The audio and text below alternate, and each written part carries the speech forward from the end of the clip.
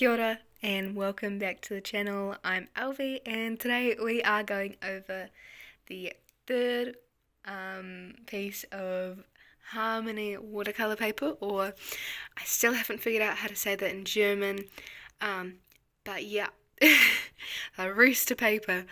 So this is the rough paper, as you guys got a sneak peek into last time, if you watched that.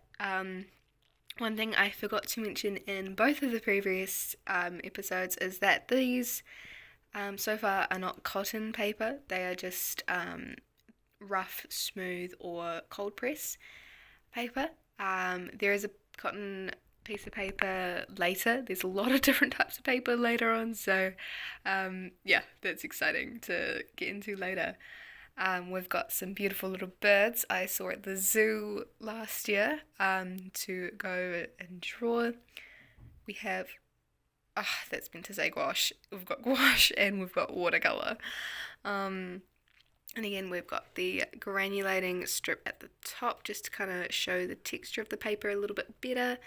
I'm quite a fan of this paper. It's got a lot more texture compared to the cold press, where it is quite noticeable, especially here.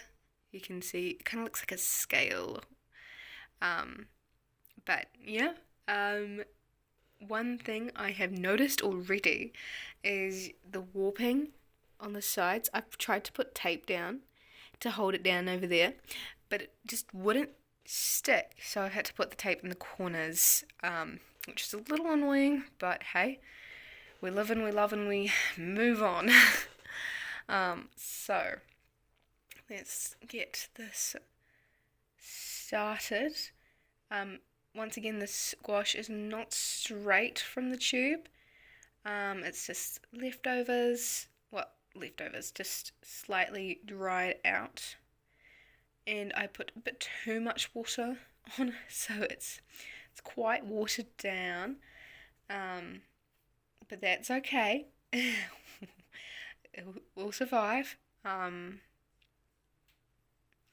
It just won't be as opaque as usual, but that's okay. Everyone uses gouache differently anyway, so that's more of a red beak. It's a bit of an interesting bird. I don't know what type of bird it is, but it looked cool.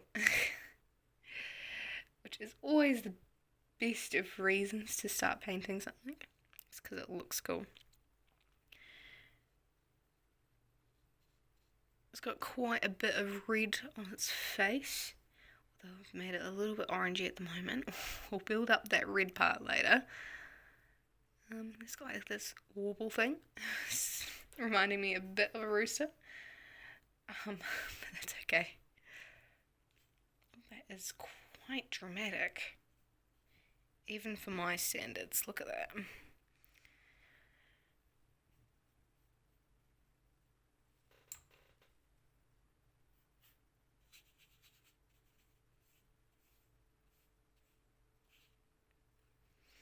You can definitely see the texture coming through because wash added quite a bit of water there.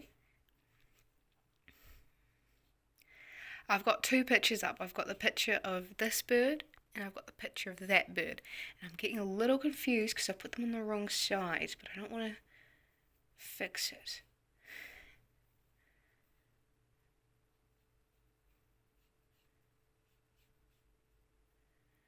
We'll add a bit more.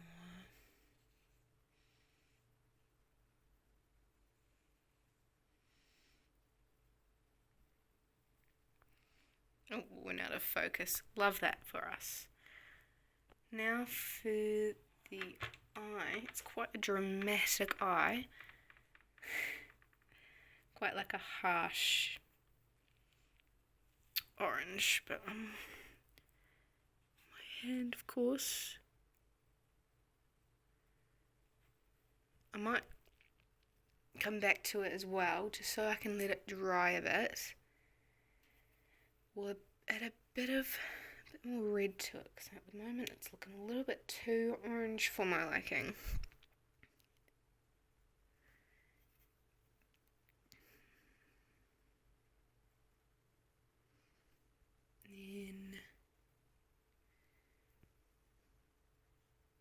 If you hear any like popping and stuff in the background, that is my drink. It is a carbonated drink, so hence the bubbles. And now we move on to, oh, that is watercolour. I knew that.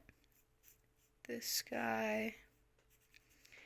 You can definitely feel the texture when you put your brush down, which, you know, some people may love, some people may absolutely despise. I am enjoying the texture, but, you know, it doesn't work for every painting, which is something I found out the hard way. Sometimes, you know, a piece just doesn't need texture in it, which is completely okay.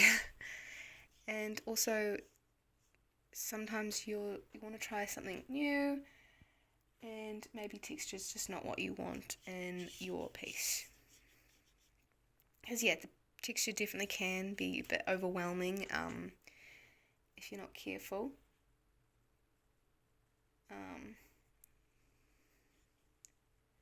And yeah, it's just something to kind of bear in mind when picking if you want hot press, cold press, or rough paper.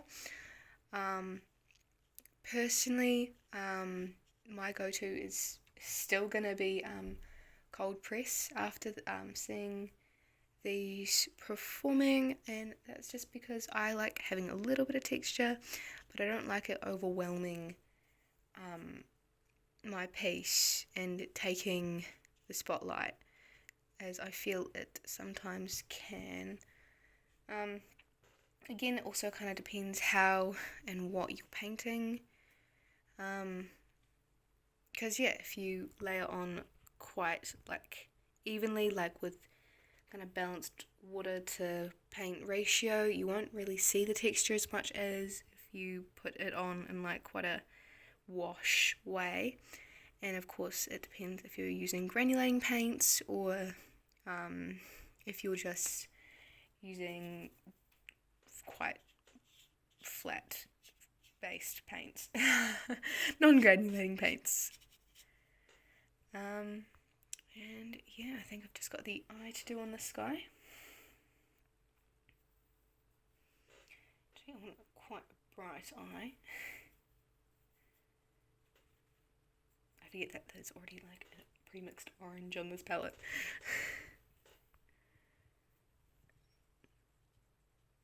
There we go. And then we'll just finish up the eye on the gouache now that it's dried up a bit. And I'm so sorry for all the shadows. Oh, dried up a little bit, not all the way, but that's okay. I don't mind too much having a little bit of dispersion.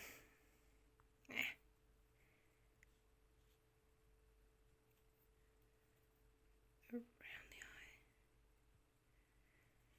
There we go. Maybe I do add a little bit of a bubble around them. Maybe I'll just connect them with it.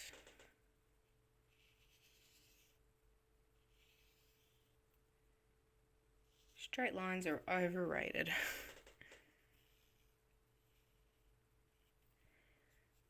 Brought to you by me. Maybe I'll end it at the page actually. I'm changing my mind as I'm like making this very vital decision. Just felt like it needed something to give it a bit more of a pop, because the birds are quite vertical, so I wanted something a bit more horizontal across the page. And it's a good way of bringing these two together. And this is just with some gouache, since I am finding I'm not really using green in these the series so far, so plenty of green on the palette to spare. Problems with having no nails. But yeah, um, overall, I did enjoy using this paper. Not as much as the cold press, just because it's quite a lot more textured, and it can be, yeah, as I said, it can be a little bit harder to control. I'll just give you a brief overview. If you really want to see the texture of your paints and you want that to be a feature in your art, then this is great.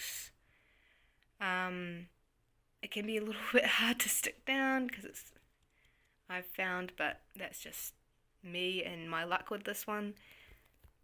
And yeah, overall, it is quite nice. I'd say my second favourite out of the three textures, with hot press just not being my particular favourite, and that's just because of what I paint and the fact that I do quite like texture in my work. And yeah, I hope this was interesting or fun to watch or helpful in any way, and yeah, I'll see you guys in the next one.